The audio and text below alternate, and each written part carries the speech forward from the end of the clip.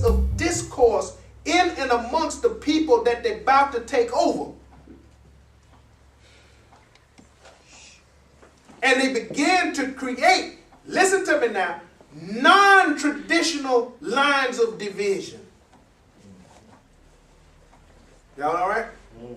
Which means that they will create a division between people that was not there prior. You want me to give you some examples? The Hutsi, or the Hutu and the Tutsi in Africa. The Hutu and the Tutsi in Africa. Okay? Trace the depth and the pedigree of that squabble. Most of the killing and the murder did not take place in Africa until Europeans started to colonize it. Sure did. When they came in, they started dividing up the people. And now you had tribes that would normally war against each other as a sport. Similar to the way we do on Saturdays with the athletic games. They would have those types of confrontations. They would fight over a woman. They would fight over hunting ground. They would fight. But you ain't going to have no large-scale wars in Africa amongst the folks. You can't last for thousands of years like African people do, engaging in them type of wars. That's exactly right. They kill each other off. You kill each other off, just like the Europeans did. Mm-hmm. That's where the famine comes in. That's where the pestilence come in. All of those things follow a war. That's right.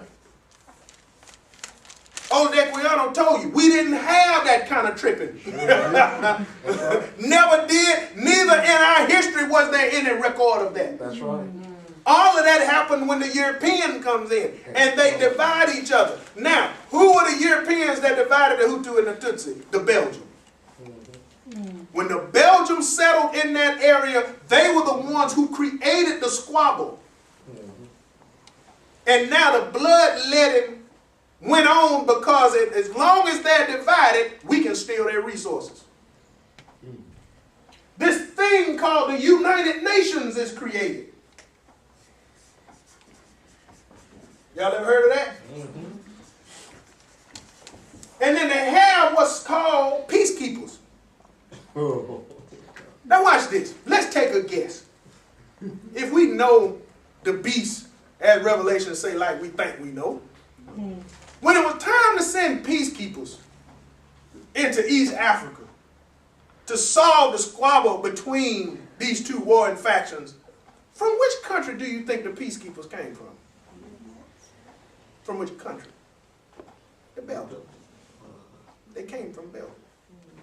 So you are sending the folks back into the place who started it to begin with, but this time they got on another uniform. But they're the same people. Yeah. And they're going to maintain the same squabble. Watch this. By fattening both sides up and getting them ready for the next showdown. We're going to feed them, we're going to feed them. We're going to build their country, we're going to build theirs. We're going to protect them from each other. You know, I have two dogs, you see people won't fight dogs, they'll sit there and hold and let them growl. And as they do it, they're getting built up. Well, that's what the UN does. They're sent in to separate and build up, and then they'll withdraw again, and then they'll go at it again. And all the person had to do is just raise a hand and say, now, what were we fighting over again? Okay, what was it there? Let's go again. And this one's going to be kind of controversial. The Shia and the Sunni. Shia and the Sunni, yeah. In Islam.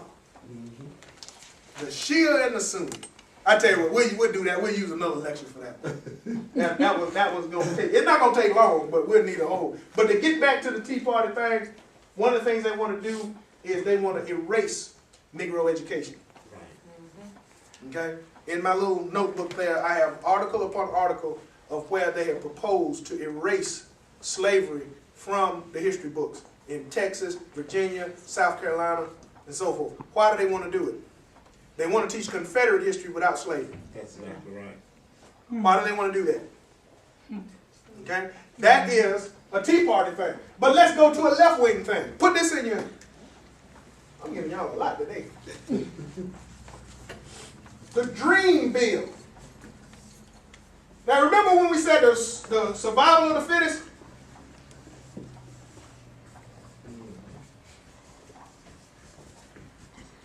The dream bill. Up for vote right now. Sure is. This is the left wing thing now. What is the dream bill? The dream bill would allow for illegal immigrants from Mexico, notice I said from Mexico now, to earn citizenship. Now hold it.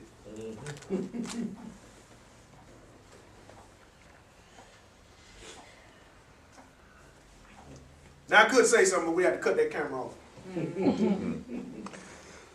When has the Westerner had to earn American citizenship? When did anybody have to earn American citizenship? Never. But somebody should ask me, well, Dr. White, how are they proposing that people earn their citizenship? That's what we fix to ask you. What are they going to do to make it all? That's exactly right. Everything. Labor comes back into the Y'all repeat after me. There is nothing There is nothing new new under the sun. under the sun. In the Dred Scott case, this is just the same issue emerges. Only thing about the Dred Scott case during slavery.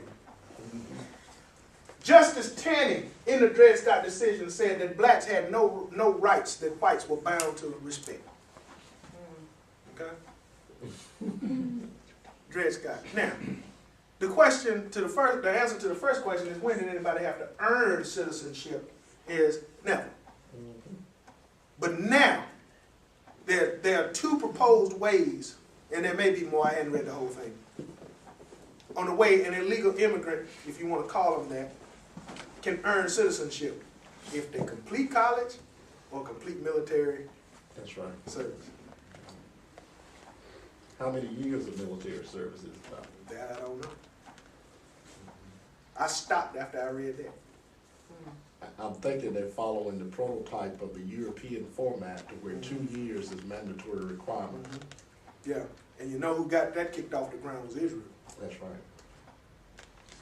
Okay. Now, here's the problem with that.